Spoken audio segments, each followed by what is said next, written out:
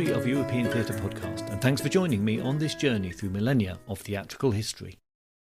Episode 134, Shakespeare, the Bible, and Dorothy L. Sayers, a conversation with Jem Bloomfield. In today's guest episode, we have something a little different. Author Jem Bloomfield joins us to talk about his recently published book, Allusion in Detective Fiction, which looks at how and why allusion to Shakespeare and the Bible was used by the masters, or should I say the mistresses, of Golden Age detective fiction. This may not seem like an obvious area when it comes to considering the pervasive influence of Shakespeare, but as you will hear, the connections that Jem has made can tell us a lot about how knowledge and use of Shakespeare is constantly changing. I'll let Jem explain further. I should warn you that Jem discusses major plot points of several classic detective novels, but we thought that they can hardly be counted as spoilers up to about a century after they were first published. But you have been warned. I spoke to Jem over Zoom and began by asking him to give us a brief description of his book. Yeah, so Allusion in Detective Fiction, Shakespeare, the Bible, and Dorothy Sayers. So it came out with Palgrave this year. It's one for a library order rather than personal consumption, I would say, because it is an academic monograph and priced equivalently.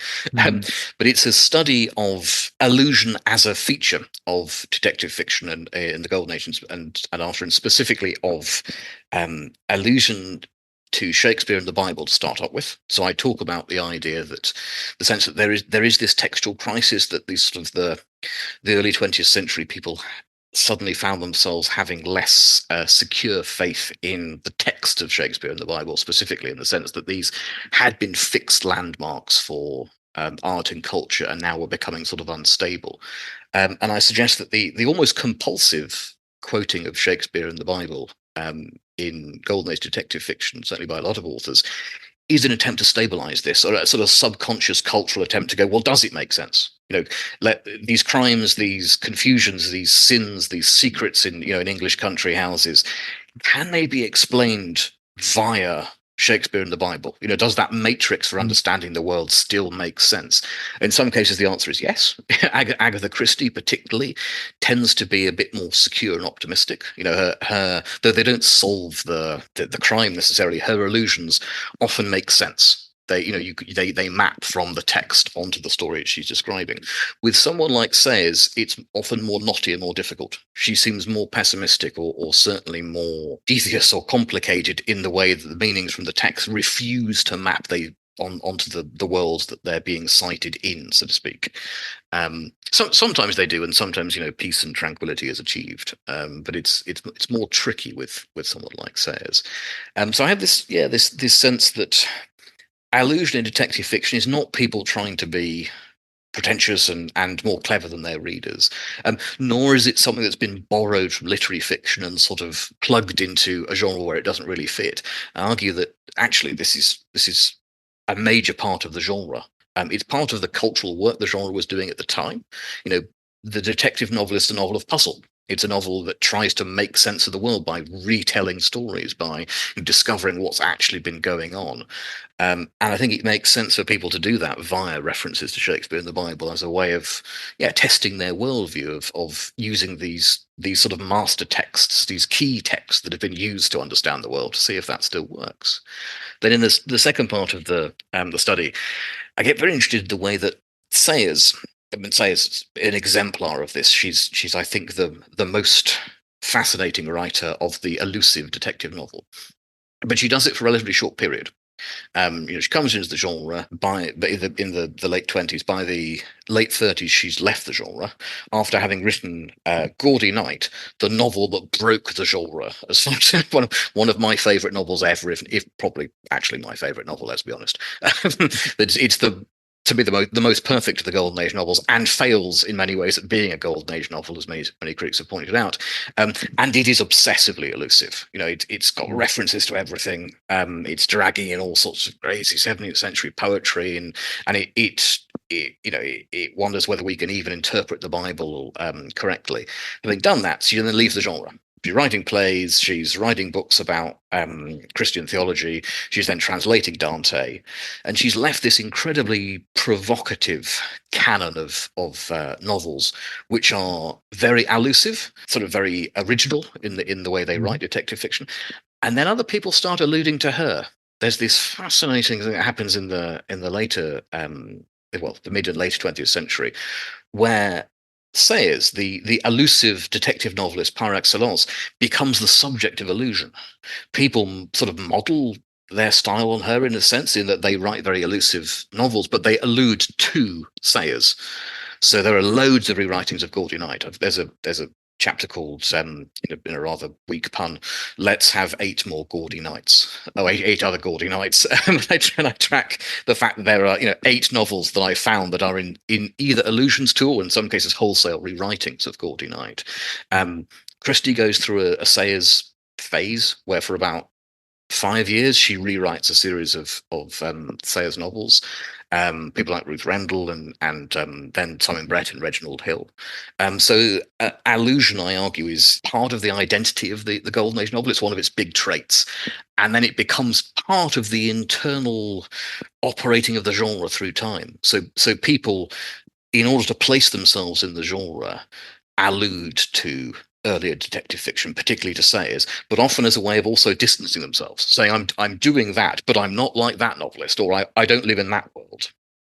We're writing the modern detective novel. So yeah, allusion as both Sayers and Christie doing it, and then it happening to Sayers, and it therefore sort of it cements Sayers as part of the canon of the genre. Because obviously, as with Shakespeare and the Bible, the more people allude to you, even to disagree with you, the more you become the canonical text. You become the touchstone that everyone returns to, even if they're trying to distance themselves from you.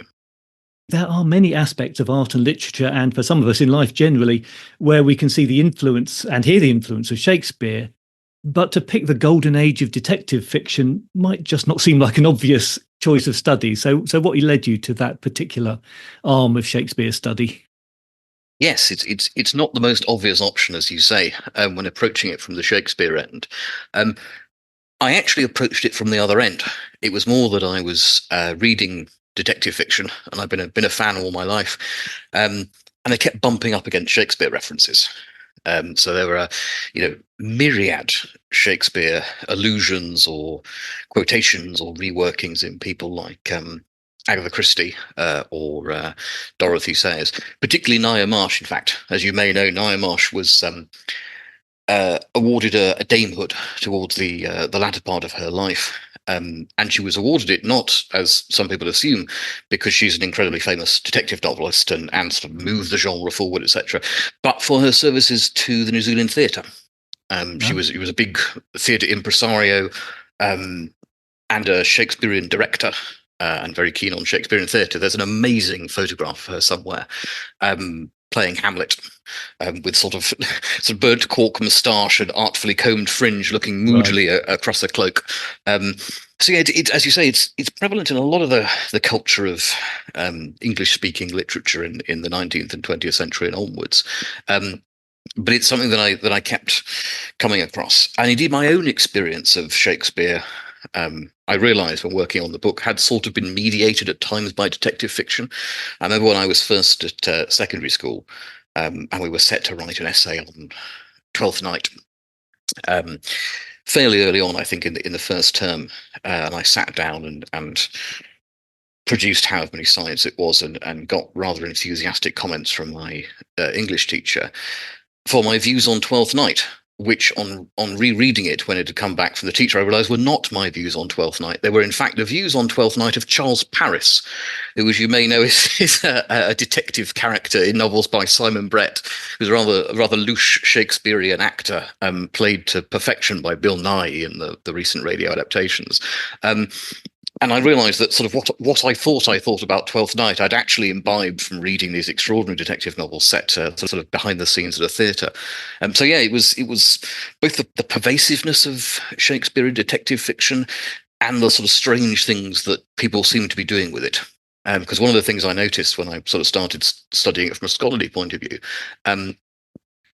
is that Shakespearean allusions often don't function in the plot, or they don't function effectively, what we might call the clue economy of the story. There are relatively few novels, I would say, where if you recognize a Shakespearean echo or allusion, it will solve the mystery for you. You've done what many people think is the point of a detective novel. You've worked out who done it, and you can get there before the detective, etc. They're often more subtle or more sort of quirky or more knotty than that. They're often at a tangent, so they're often used to sort of develop character or to give us a sense of the atmosphere of a situation or the kind of world this novel is taking place in. I just got intrigued by that. A lot of scholarship on the subject, allusion in detective fiction generally, and particularly Shakespearean allusion, was a bit ambivalent about them. So I was thinking of works like El Bargania or Robert Barnard's work on allusion in Agatha Christie, if my memory serves me correctly, and they're a bit suspicious of the idea that this is a sort of supposedly popular genre for the general reader that's throwing around allusions to other literature. There seems to be a suspicion that this is either because they're a bit too good for the genre, and they really want to be literary novelists. These writers like Sayers and Christie and Marsh, but they're writing this popular genre, or it's sort of unfair to make literary references in detective fiction because just as Christie's first novel depends on this quibble about a particular chemical and a particular poison, and knowledge that she had because, of course, she worked in a chemist dispensary during the war. That being a writer, sort of literary references are your stock in trade, and you know more about books and writers than the average person, and that's sort of taking a mean advantage of the reader. So in a lot of ways, scholars seem to regard this as a transgression of the genre, either through the literary pretension or simply overbookishness. And that's not how it read to me. They seem to be invitations into the kind of game of clues and noticing and sort of reframing and reworking out the real text of what's happened here in the story that detective fiction carries out. Just for anyone who doesn't know, what is the golden age of detective fiction, and which authors are you particularly studying? Sorry, yes. If we should mention that up front. The Golden Age is a rough designation. Roughly detective fiction written between the two world wars. So it's often used to designate things written between 1918 and 1939. That's sometimes stretched out to 1945. Actually, these days, a lot of critics, self-included, think the Golden Age novel goes a bit further. Assuming that the interwar period sort of bracketed and bracketed off that genre seems a bit limiting, and possibly a sort of an approach to history that was based more on looking at the history of the nation and military history rather than working from the literary point of view. But anyway, that's the mid-century is what we're talking about, and it's writers like Agatha Christie, Dorothy Sayers, Ngaio Marsh, Marjorie Allenham, Josephine Tay, Gladys Mitchell. I am inevitably missing out people whom your listeners will be furious about. So I'll say, and add your own favourites. Now, I've mentioned the names of exclusively female writers there. Yeah. Because the Golden Age is an era dominated by what were known as the Queens of Crime, a designation that was used at the time and is used now. It's a bit loose. It's usually 4, 5, or 6. Christie is always there. Sayers is always there. Then people like, say, Mitchell and Allingham and Tay and Marsh sort of swap in and out depending on who you're talking to. There were male writers at the time, of course. Michael Innes was very famous. It's in fact a pseudonym of a chap called J.I.M. Stewart, who was a scholar of Anglo-Saxon literature at Christchurch. Actually wrote some very fine novels in his own name towards the end of his career. And Cyril Hare, who was also a pseudonym. He was, I want to say Gordon Clark, but I may well be wrong there. Anyway, he was a lawyer, and then I believe a judge, and who wrote detective fiction in his spare time. So yeah, there definitely are male writers around, but it's a very female-dominated genre. The Golden Age is often, I think, talked about sort of retrospectively by later detective novelists and detective writers. Its image now is probably typified by country houses and transcontinental express trains and ocean liners and these very sort of nostalgic, lush pictures of interwar life that are promulgated by adaptations in film and TV from sort of the 70s onwards, a rather nostalgic view of a lost, luxurious world. Yeah. This, of course, is not always the case at the time. People don't know that they are in this supposedly golden era between one world conflagration and another. Though I say in the 30s, they're certainly aware that something is going decidedly wrong in the world. So, the golden age of the detective novel is roughly the interwar period. Now, those female writers, Christie and Dorothy Sayers, at the very least, were both very interested in the theatre.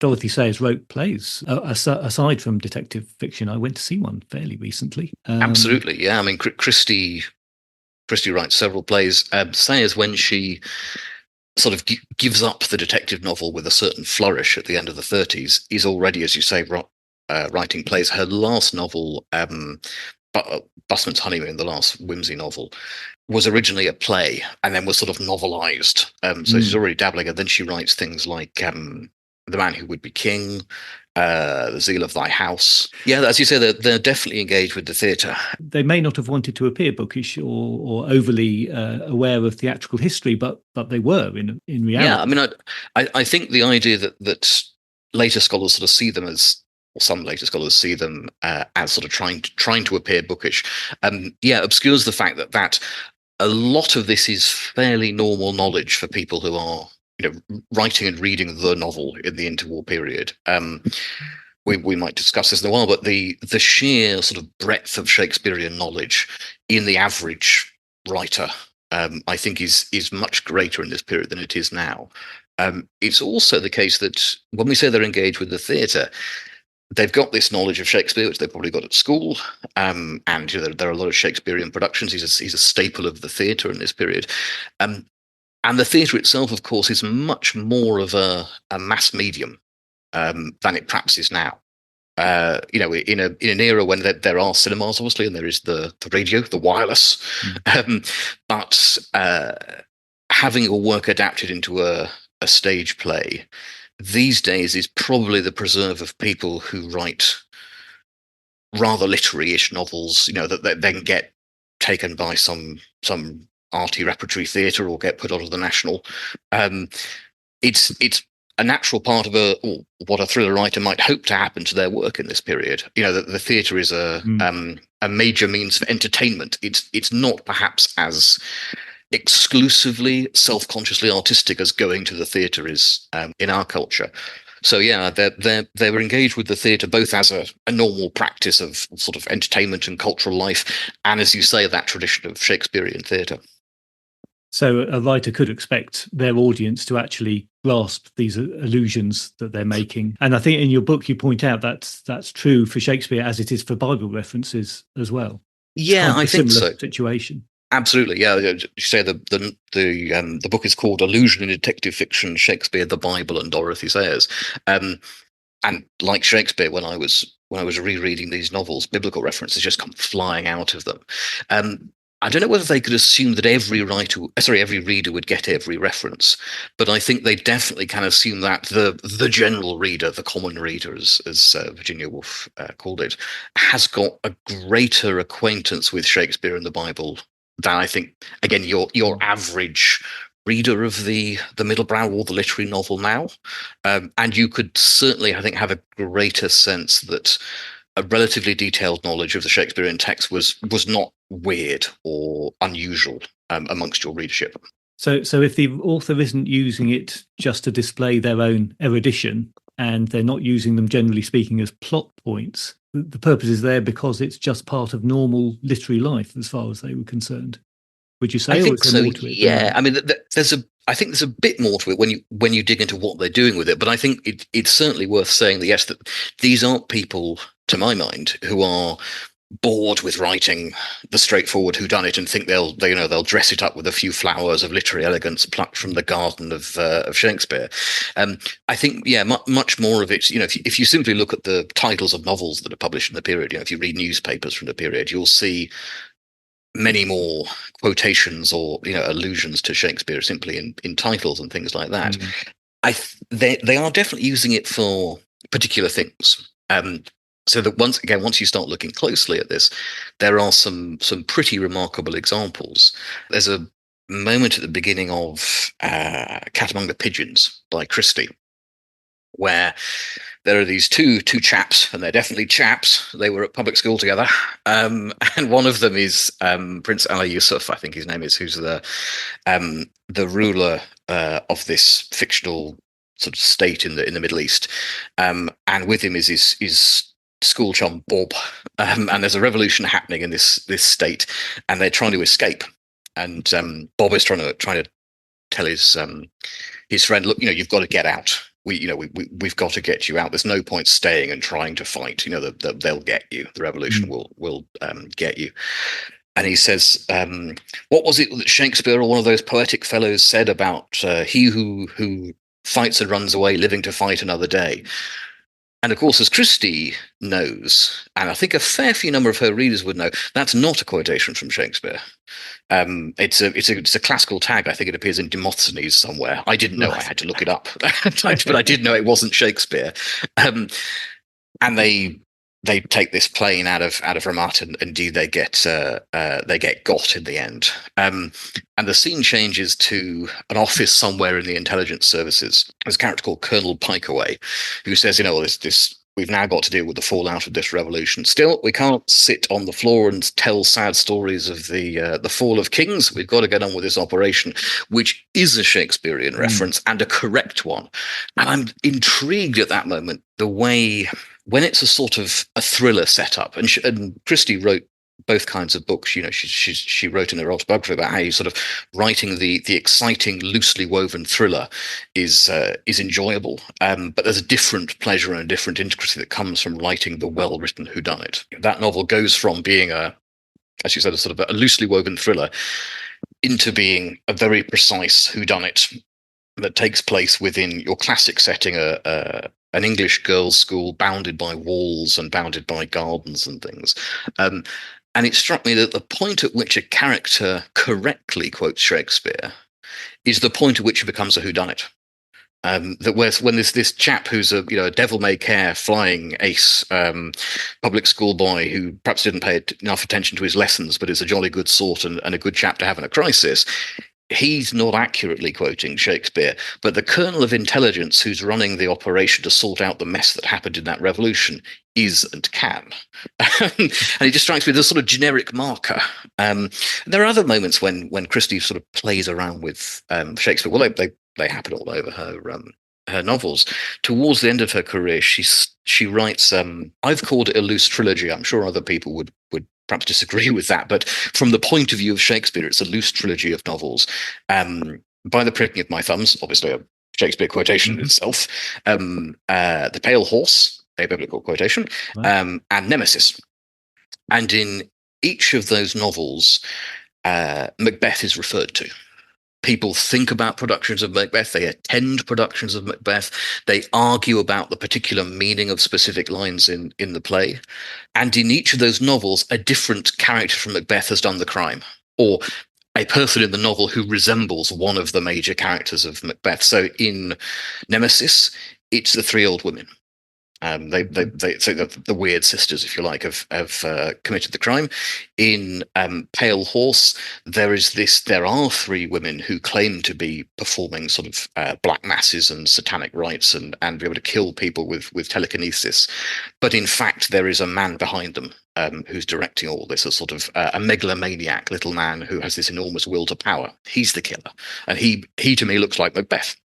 And in By the Pricking of My Thumbs, it turns out the killer is a woman who is obsessed by her dead child. I should have put spoilers at the top of this, shouldn't I? So I should give away the secret. I'm afraid as a literary critic, you don't really have many options, do you? I think 100 years since publication, yeah, we're probably all right. But at this, in these novels, we seem to have what are definitely characters that resemble major figures from Macbeth. But in each case, a different person's done the crime, which to me is absolutely fascinating because it severs, as I say, the recognizing of allusion from, aha, then I know this is the person who done it. It's not a question of working out who did the murder in Macbeth or who did the murder in Hamlet or whatever and applying it to the characters. She gets really interested in the idea of performance. And the way a text can contain many different performances and therefore many different characters. I think it's in Third Girl where Poirot ponders the character of this girl and says, she's like this character in Shakespeare, but then says, but you could play that character in different ways. So me recognizing that she's like a character in Shakespeare doesn't necessarily mean that I know who she is, because a talented actress could do different kinds of that character. And that's really quite a different kind of illusion, isn't it? From much early on, where you're throwing out lines of text, and once you've located it, you understand the meaning of it. So Christie does all sorts of things with Shakespeare, and Sayers as well. Sayers, from the earliest point of her detective fiction career, is using Shakespeare to riff off. Alluding to Shakespeare in ways that bring out particular themes, sort of flippantly or ironically or quite seriously. So her first novel is Whose Body, in which there's this naked body discovered in a bath wearing gold pince-nez. It's this terribly sort of grotesque puzzle in which we don't even know who this guy is, let alone why his dead body is in the bath of a lower middle class architect somewhere in the London suburbs. Right. But early on in the novel, Whimsy is calling Bunter in and asking for a cocktail before before they get into this case, and he says, "Oh, don't be an old hypocrite. You're spilling the brandy you're pouring. The hand is the hand of Esau, but the voice is the voice of Jacob." This reference to the story of the blessing of Jacob in the Bible. And then later in the same scene says, "Oh, come in, Inspector Parker. We hope you've got a good murder for us. 'Twas on just such a night as this, ... And that is, well, it seems evident, it's a reference to The Merchant of Venice.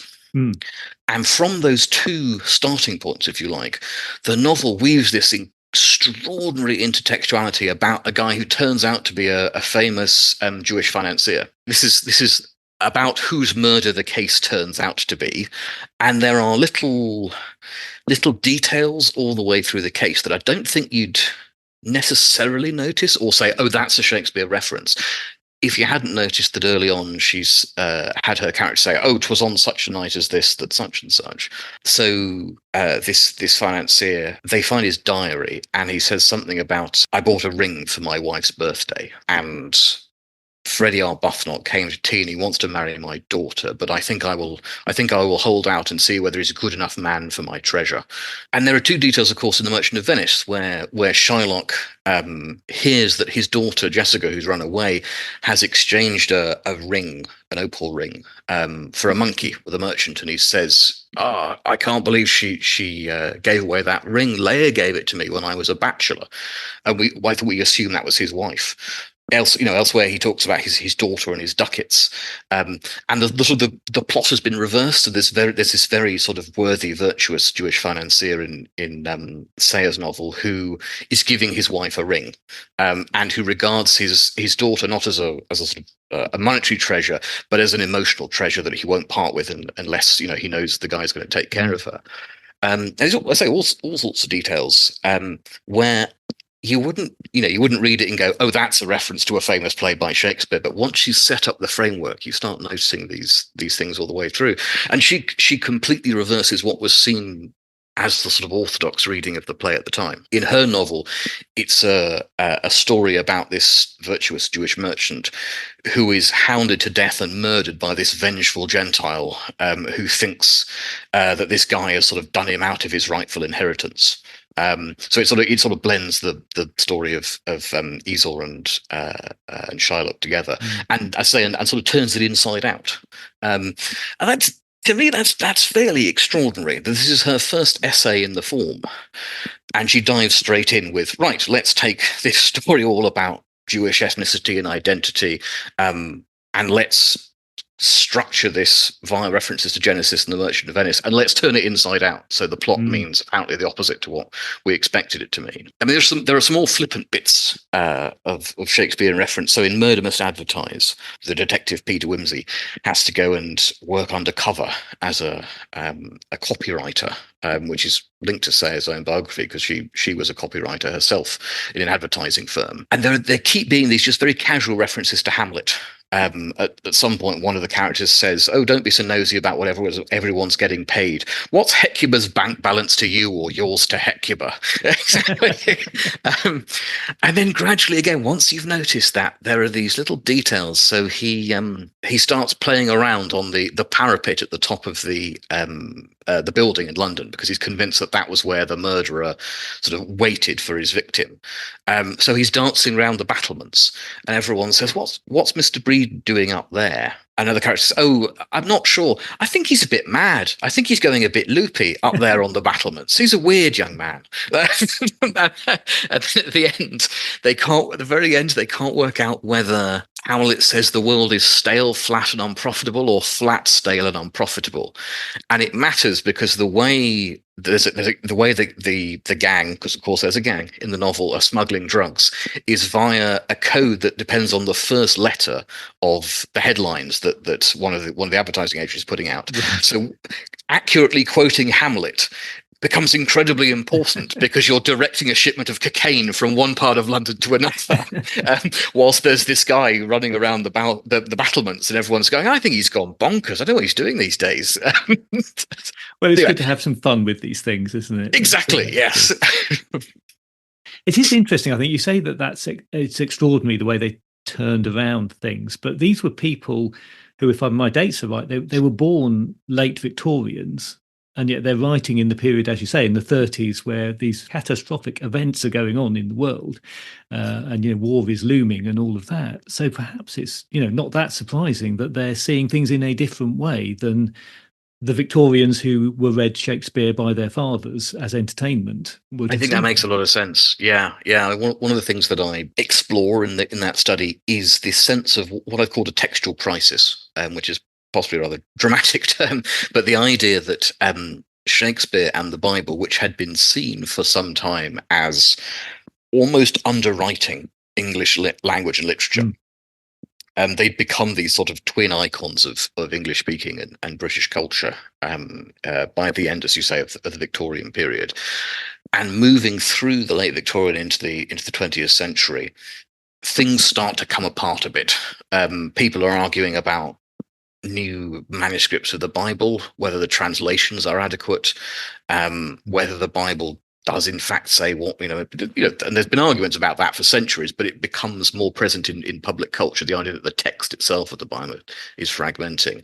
And people are disagreeing about Shakespeare, that long sort of humane Victorian assumption that Shakespeare is cultural and good for you and will sort of improve you in some way, and that you can identify with Shakespeare's characters and take their emotions into you, becomes questioned and fractured by people like Eliot and Beardsley, and this sort of modernist interpretation of Shakespeare's text, where they're beautiful poetry, but that doesn't mean that they are emotions for you to emulate. Rather, they are these iridescent fragments of symbol and image, which is it's a radically different way of looking at the Shakespearean text. And as you say, at the same time, you've got huge upheavals. Perhaps it might not be too much of a stretch to say that sense of Shakespeare as culturally good for you, as humane, as assimilable into your emotions and your view of the world, was connected to the kind of Victorian liberalism which believed in progress, culture, the gradual spreading of sweetness and light, to borrow Matthew Arnold's phrase. And that, of course, according to a lot of sort of cultural historians, gets fractured by the First World War. Going forward, that takes us through, because one of my favourites is P.D. James, who comes in that generation after the war, effectively. She seems to me that she likes Webster more than Shakespeare, because she uses him more for her titles, certainly. But she's very much is the inheritor of that golden age, I would suggest. Yeah, totally.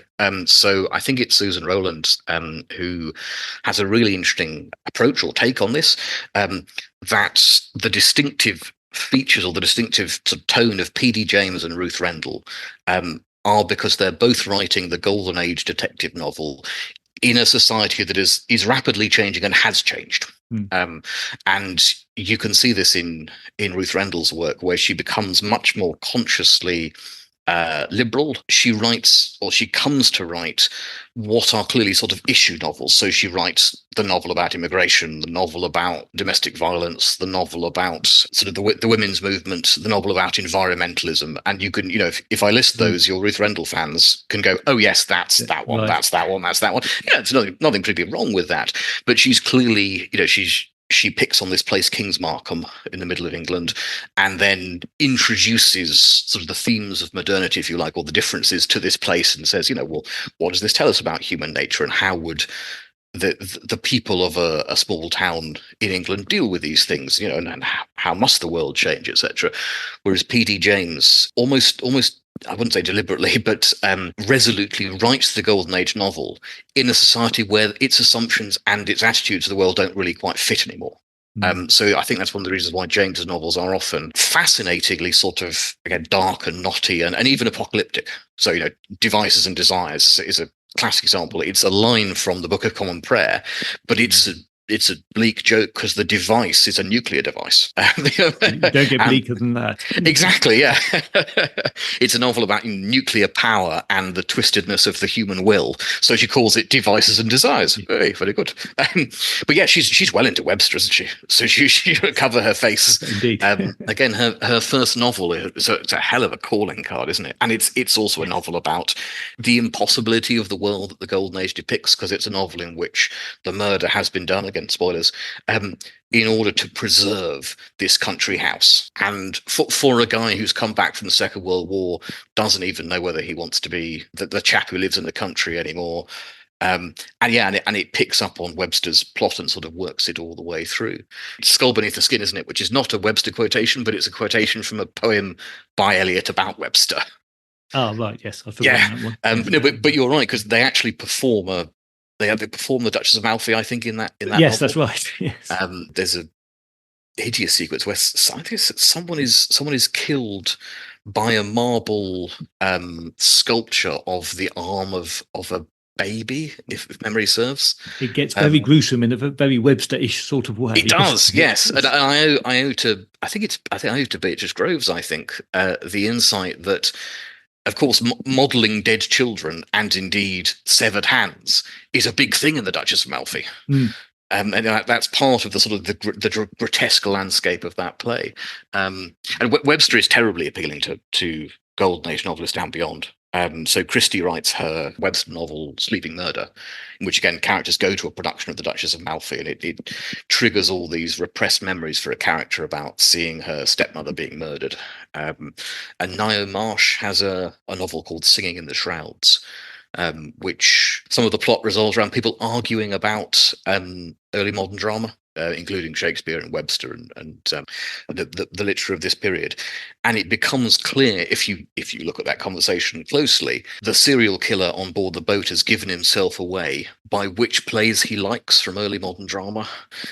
And there's this extraordinary sort of symbol, if you like, that this ocean liner is going from London to, I think, Australia, obviously to America. It's one of the the New World inverted commas, and it's exporting a British serial killer who is obsessed with early modern drama. This is an amazing image of sort of the British cultural inheritance being deep and fascinating, but also very frightening. Ditto Christie's Sleeping Murder, where the young woman who suddenly realizes that she saw her stepmother killed in Britain is in fact from New Zealand. So she's this young colonial who's coming back to the place that she thinks of as home, but she's never, as far as she knows, been there, and then starts having flashbacks of a time when she saw a murder in Britain. Webster is this intriguingly ambivalent symbol of sort of cultural inheritance for the detective fiction writers, because he's so very English. He's incredibly Shakespearean. He's embedded in that culture and that time, but he involves a guy who thinks he's a werewolf on the inside of his skin, a woman who pulls a pistol on a man to get him to sleep with her, people who poison their mistresses by getting them to kiss poisoned Bibles. He's this incredibly macabre and grotesque writer. But did they ever pick on Marlowe in the same way? Because you might have thought he might have appealed for similar reasons. You'd have thought, wouldn't you? And I'm not going to say they didn't, because I haven't read every novel. I've read everything by Christie. I've read everything by Christie and Marsh and Sayers, and I've read a fair amount of the rest. You'd think, but I can't think of the Marlowe novels in the same way that I can think of the Webster novels and the Shakespeare novels. It certainly doesn't pop out in the work of the Queens in the same way. My thanks to Jem for his time. So nice to fit in a nod to Wesper and Marlowe at the end there. It's not always all about Shakespeare. As Jem noted, his book, Allusion in Detective Fiction, Shakespeare, the Bible and Dorothy L. Sayers, is published by Palgrave Press, but is an academic work and is priced accordingly. So, if you are interested in reading further into the subject, your local library should be able to find a copy for you. I've put a link in the show notes so that you can get to all the details. If this conversation has piqued your interest in how Shakespeare continues to be influential in English literature, you might also be interested in recent episodes that I've produced for members on Patreon, where I'm tracing the history of appreciation and criticism of Shakespeare, starting from the contributors to the praise poems in the first folio, through Dr. Johnson and his contemporaries, and on to the expanding world of Shakespeare study in the 19th century. The latest episodes covers up to Charles and Mary Lamb and Thomas de Quincey.